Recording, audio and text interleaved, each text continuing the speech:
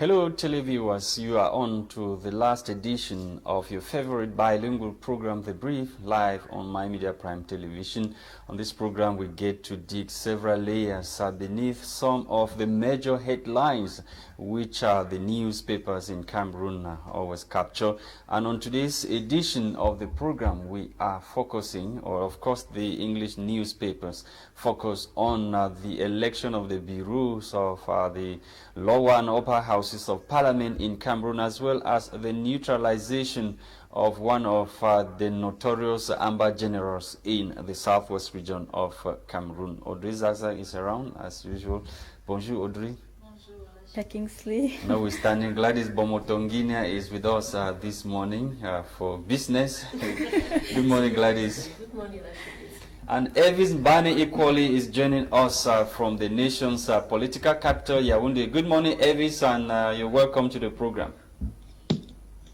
Good morning, Mr. Lasha, and good morning to your co-presenter in the studio. Good morning to all my Media Prime viewers, and I want to think it's always a pleasure to be on your program. Thank you, Elvis. We'll be coming back to you. Meantime, let's find out what the papers, the French newspapers have for their readers this morning. D'accord, Lasha Kingsley, bonjour mesdames, messieurs. Eh bien, les journaux choisis par notre rédaction francophone ce matin se sont concentrés sur la réélection de Kabaye Djibril et de Niat Ndifendi, précisément à l'Assemblée nationale et au Sénat. On parlera également, en tout cas c'est ce que les journaux nous disent, on parlera également du Covid-19 et de comment ça impacte le secteur économique. Toujours dans ces journaux ce matin, on parlera de 400 ordinateurs qui sont introuvables. Voilà. Madame, messieurs, commençons donc tout de suite avec Le Messager qui titre à sa une le dictat de l'immobilisme d'après le journal. Le tour de Crolan, le président du Sénat et son acolyte de l'Assemblée nationale ont été réélus hier pour un énième mandat à la tête des deux chambres du Parlement. Vous aurez plus de détails à ce sujet dans la page 3 de Le Messager. On continue avec Essingan qui parle de Cameroun et Guinée équatoriale Obiangema, intarissable de reconnaissance pour son excellence Paul Biya. D'après le journal recevant en audience le ministre délégué à la présidence chargé de la défense Joseph Betty Somo et son collègue de l'administration territoriale Paul Atanganji, le président équato-guinéen a dit toute son appréciation de voir son frère et ami voler au secours de ses populations et des forces de défense et a salué, n'est-ce pas, la fraternité entre les deux peuples. C'est dans les pages que vous retrouverez ce journal. On continue avec Mutation qui parle de l'université de Yaoundé. 400 ordinateurs de Paul Biya introuvables. D'après le journal, le recteur dépose une plainte au secrétariat d'État à la défense. La présidente de l'association des étudiants et de la fac Sciences et son vice-président sont placés en garde à vue, puis libérés, ont été placés en garde à vue, puis libérés. C'est ce que nous dit Mutation ce matin et c'est à la page 5. Terminons donc avec l'économie et le quotidien qui parle du Covid-19 et l'impact qui impacte le secteur économique. D'après le journal, selon la Banque africaine de développement, les envois de la diaspora sont en baisse depuis l'avènement de la pandémie. Voilà, madame, messieurs, pour les tabloïds en langue française. Place aux tabloïds en langue anglaise avec toi, Lasha Kingsley. You're right, Audrey Zaza. This morning, like I did mention during my introduction, the papers or the English newspapers took interest in the election at the upper and lower houses of parliament. Biya maintains Kavayege Djibril and Niat Ndifendi at the helm of the National Assembly and the Senate of Cameroon. They were overwhelmingly elected yesterday by parliamentarians of both the upper and lower houses of parliament, and the population jubilates as ruthless Amba generals killed and 7 others in southwest region of Cameroon. That's in Meme division in the southwest region of Cameroon. They were neutralized yesterday, according to the Guardian Post newspaper. And Emergence newspaper this morning dedicated its front page to the re-election of Kavayege Djibril and Max Niat Ndifendi at the helm of this National Assembly and the Senate of Cameroon. Nyat Ndifenji, who has been at the helm of the Senate since 2013, and Kavayege Djibril, who has been Speaker of the National Assembly of Cameroon for over 29 years. Both statesmen were overwhelmingly re-elected yesterday by parliamentarians and senators. Thank you so much, Televiewer. These are the major headlines we got for you in the English newspapers this morning. Meantime, Do Bertrand, who is the Yaoundé City reporter, is equally joining us this morning. He was at the National Assembly and he saw the election of these leaders, or the both leaders of the upper and lower houses of parliament. Good morning, Bertrand, and thank you for joining us as well.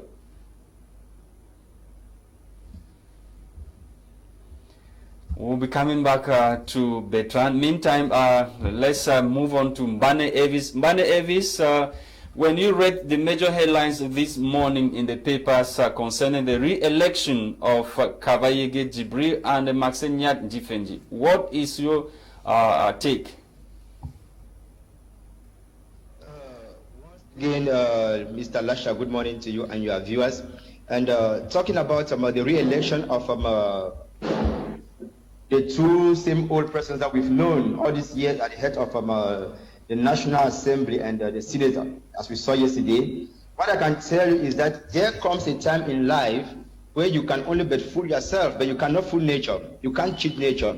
At a certain age in time, we all need time for ourselves for rest. And so when you see people who are voted into offices of that magnitude, people who are bent double before they can walk, people who walk and do everything in a slow motion, and the head of state who just last February announced to the youth that he was to give them an opportunity to manage the affairs of his country or of their country, and we see such persons coming back into office again, then I want to begin to wonder exactly what his own definition of youth is all about in this country. Because I want to think, it is true that if you take the National Assembly, it is an obese house, what we call the CPDM majority, but within the ranks of the same CPDM, I want to imagine that there are younger MPs who could have taken up those positions. We know, for instance, that Kalbai came to power in '92 when he was still very, very young. So I don't know if some other persons, as of now, will not take over. So, honestly speaking, I think those people needed to go on retirement, and with what they have had as experience in this country, other younger persons would come up and consult them to work, but not necessarily having the same people who now look at their own future through the side mirror. I don't understand what future we have for this country if we have such people as leaders to lead such important houses where we know important decisions are supposed to be made with respect to the future of this country. Okay, Audrey. Okay, what, Mr. Mbane Elvis, what could really be President Biya's logic after re-electing these two old people? I'm not getting you, please. She's asking what is the logic behind President Biya's motive of maintaining these two statesmen at the upper and lower houses of parliament? Well, if you ask me about his motive, his objectives, honestly speaking, I think that is a question that could only be directed to him. You are journalist, maybe you could try to get to him if at all he will accept to grant interview. Let him explain to Cameroonians, because I, for one, I would also like to find out what mechanisms put in place to re-elect or maintain such persons in power. But there is one thing I always like to say, Mr. Lasha, and that is, in Cameroon, I have the impression that under this present regime and dispensation, everything is put in place to ensure it doesn't work. People are appointed into offices where it will not work, and that is what makes the system to in its own way.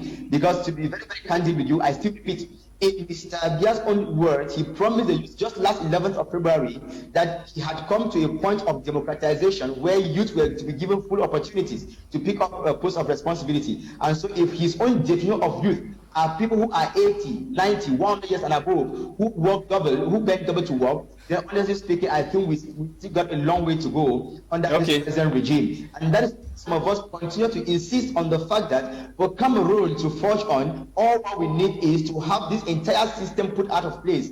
because we cannot go with this mentality and hope to want to get to anywhere. We can never achieve anything for as long as we have this particular regime in place, for as long as we have this particular system and this modus operandi that we see under Mr. Biya's regime. Okay, Do Bertrand, you were at the National Assembly yesterday and you saw the process which led to the re-election of these two statesmen. What is your own take on the re-election?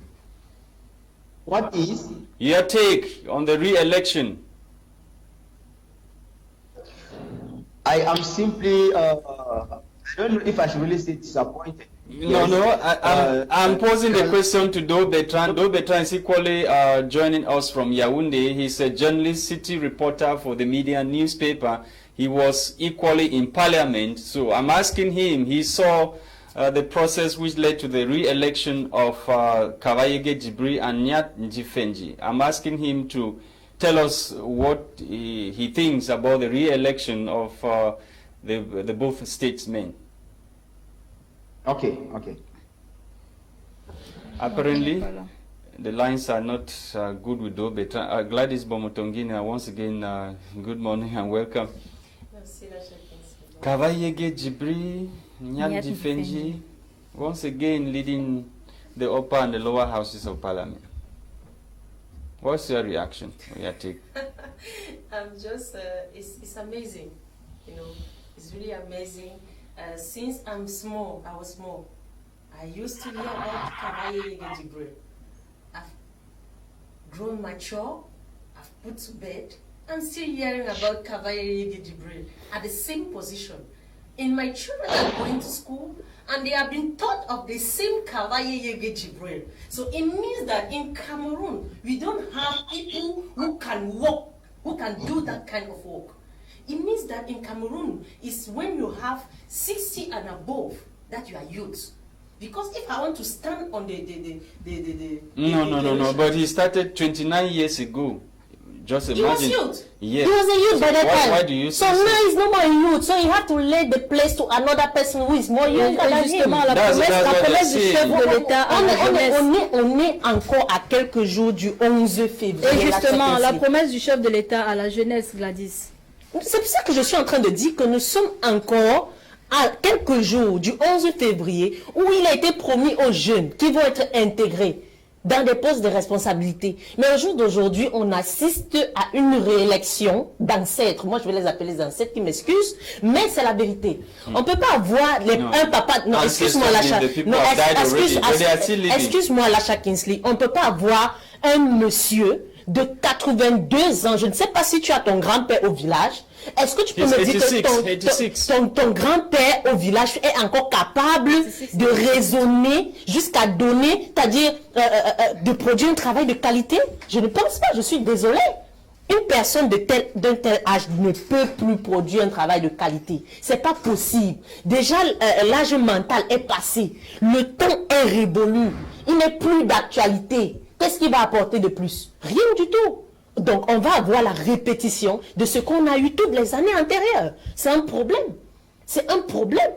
Où est-ce que nous sommes en train d'aller? Moi, j'aimerais bien comprendre... So the youths are not ready. Some of the youths are drunk. Comment on peut me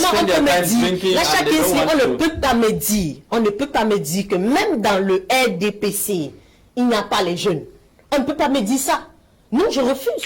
Mais il y a les jeunes qui ne sont pas courageux. Qui ne sont pas courageux, ça veut dire quoi? Vraiment? Donc tu penses que ce papa est plus courageux, il a plus de vigueur qu'un jeune homme de 45 ans? Je suis désolé, je vais te dire non. Je suis désolé. So what is the problem?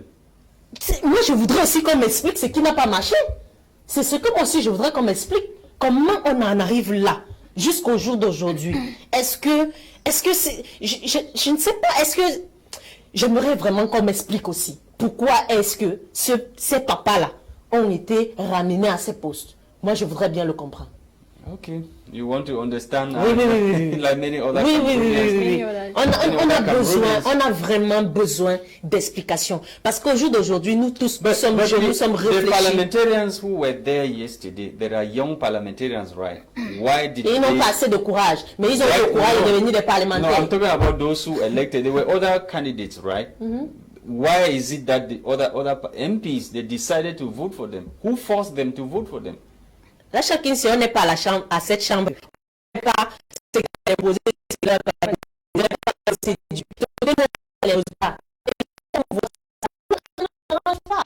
comprendre quel est l'objectif. C'est quoi? Non. C'est pas la séquence objectif. C'est ce qu'on veut comprendre. Est-ce qu'il y a l'objectif de cette ou bien le fait que ça empêche certaines choses. Peut-être si on arrive à nous expliquer, on pourra comprendre de quoi est-ce qu'il est question. Mais là, franchement, on a l'impression que on est en train de revivre un même scénario chaque année, et puis tout le temps, c'est la même chose. Ça ne change pas. Oui, en tout cas, Gladys, nous posons également les questions comme toi, hein, t'inquiète pas. Parlons des 400 ordinateurs PBF qui ont disparu à l'université de Yaoundé 1. Qu'est-ce qu'on peut réellement tirer de cette affaire?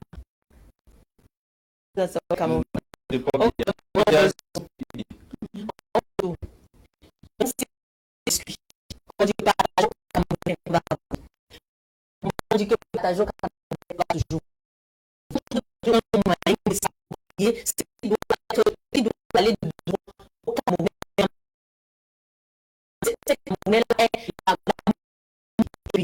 C'est un problème. Oui. Okay, let's go back to Yaoundé and see if Do Betran is still with us and Evis and Bane. If you guys are still with us, let's talk about the neutralization of General Spirito in Meme Division, southwest region of Cameroon. He was killed yesterday alongside 7 other fighters. We keep seeing some of these generals being killed every day, but the much needed peace and solution is not coming.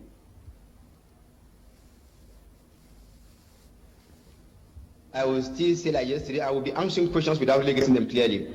Now, you are mentioning General Spirito that was killed yesterday. I thought that the government of Cameroon, through one of its ministers, announced that the war had been won and that peace had returned to these regions. It is rather embarrassing when they are the same persons who keep announcing to the world that they have killed another general and all whatnot.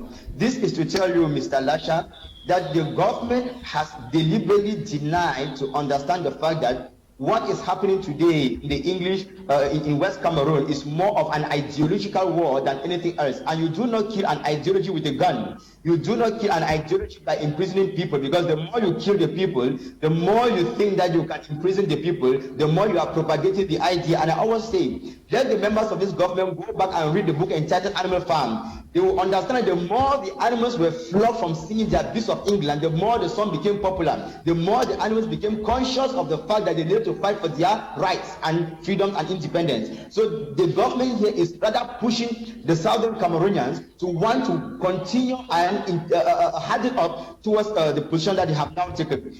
Dialogue, we have said, is the only way forward by which peace can return to this part of the country. But for as long as this that only go with an iron fist, that killed one general, yes, before, yes. But under the other commander too, they are born who are under him. So only people come out. We shall not and can never use of arms. So we understand that there is the dialogue, but all the key actors in this whole issue come to the table, they all agree and see what to do.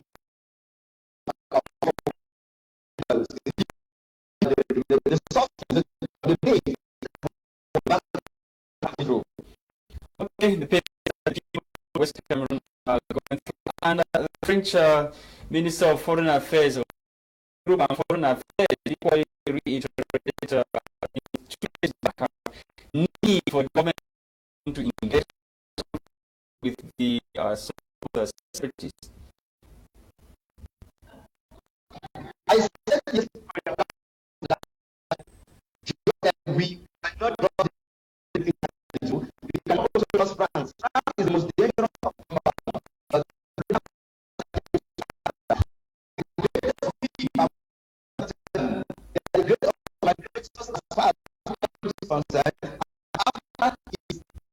Going down, pushing down, whatever the France is not of serious that the fact it is a good move there. If this couple will understand, like he said, Elvis, who are the separatists? Who are the separatists? This question often come up. Who are the separatists that the government have to, has to engage them into a dialogue? Can you come again? Who are these separatists? Who are they? Government, the government of the Republic of Cameroon is better placed to actually define, Mr. Lasha, the people who are the separatists. Because the other way around, the arms fighters recognize themselves as separatists. The government is the separatists cause them to be tomorrow terrorists. And like I said yesterday on this very platform, it is not because you and I do not agree on a common something that you call me a separatist or call me a terrorist. But take note that even if we were to go back to history to find out who are the separatists, from the moment this government decided to go against the agreement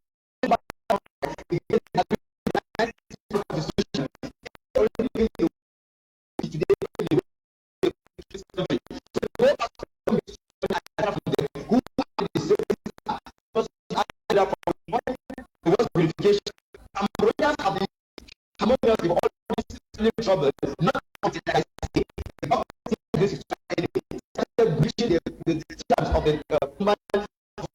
this the English speaking and see to it that the problem that they are facing are being handled for the cause of it.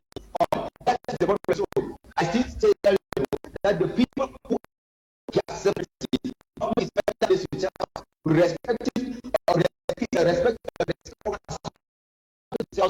separatists, respect to those who have violated the terms of 1961 that concern this country. Non, on a l'impression que les choses ne bougent pas, personne n'a envie de déposer les femmes, les militaires, les ambassadeurs qui attaquent, les militaires qui contre-attaquent également. Est-ce que finalement on aura la paix un jour dans ce pays? Est-ce que vous pouvez nobody willing to put down arms the attacking territorial integrity. She's wondering if one day we will have peace in this country. Je